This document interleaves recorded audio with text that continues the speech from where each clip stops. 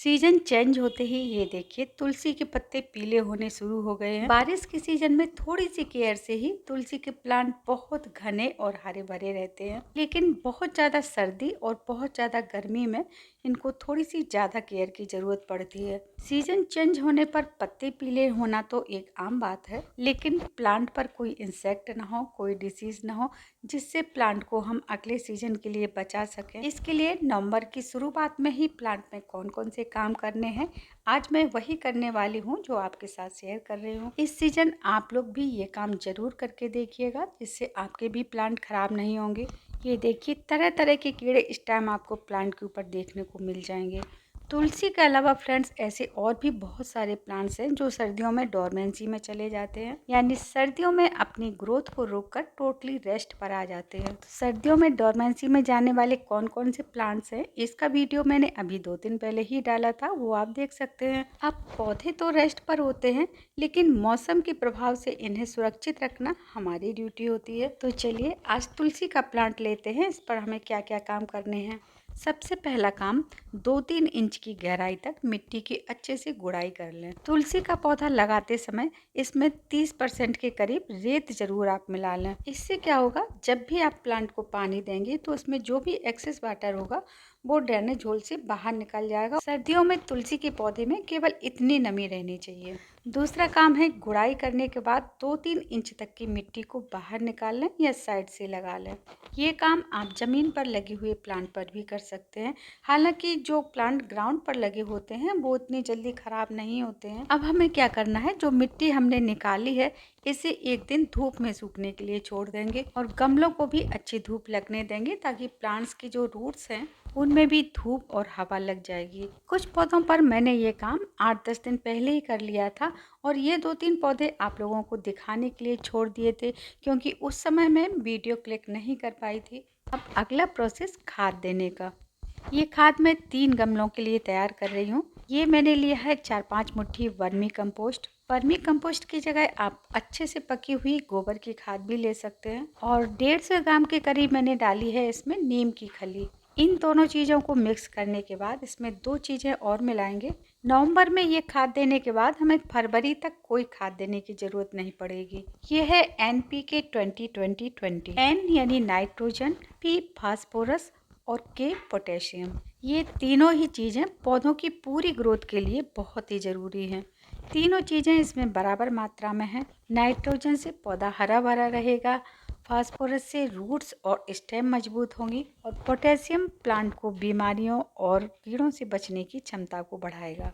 तो एक पौधे में 2 ग्राम के हिसाब से मैंने इसमें NPK ऐड किया है और 2 चम्मच डाला है हल्दी पाउडर, क्योंकि मैं इसे 3 पौधों में डालने वाली हूँ। आप सारी चीज़ों को अच्छे से मिक्स कर लेते हैं। इस समय प्लांट की पत्तियों पर भी बहुत सारे कीड़े आ रहे हैं, तो कीड़ों से बचाव के लिए हमें पत्तियों पर भी कुछ स्प्रे करना होगा।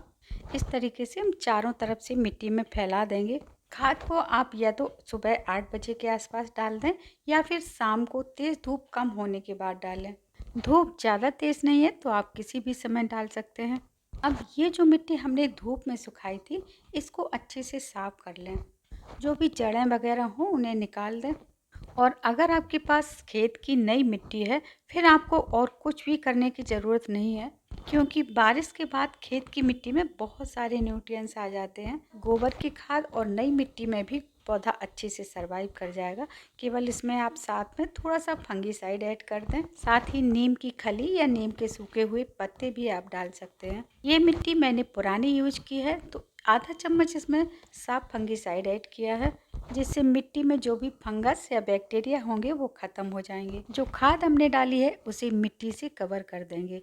कभी भी प्लांट में कोई भी खाद डालें, उससे पहले मिट्टी बहुत ज़्यादा गीली नहीं होना चाहिए, हल्का सा मॉइस्चर होना चाहिए। खाद डालने के बाद में अच्छे से पानी देना है। अब पत्तों के ऊपर कीड़े ना आए, इसके लिए हमें क्या करना है, तुलसी के पत्तों पर ब्लैक, वाइट और ब्राउन तरह तरह के कीड़े आते हैं, उड़ने वाले, रस चूसने वाले। ये देखिए इस समय प्लांट के ऊपर बीज भी बहुत बनते हैं, तो आपको मंजरी सूखने का वेट बिल्कुल नहीं करना है, क्योंकि ब्राउन कलर के ये जो कीड़े होते हैं ये मंजरी के आसपास ही रहते हैं। सीड्स को हमें सूखने से पहले ही निकाल देना है। अब हम क्या करेंगे, 1 लीटर पानी में 2-3 ml नीम ऑयल डालेंगे। साथ ही 1-2 ml कोई भी शैम्पू या डिश वाश डाल दें।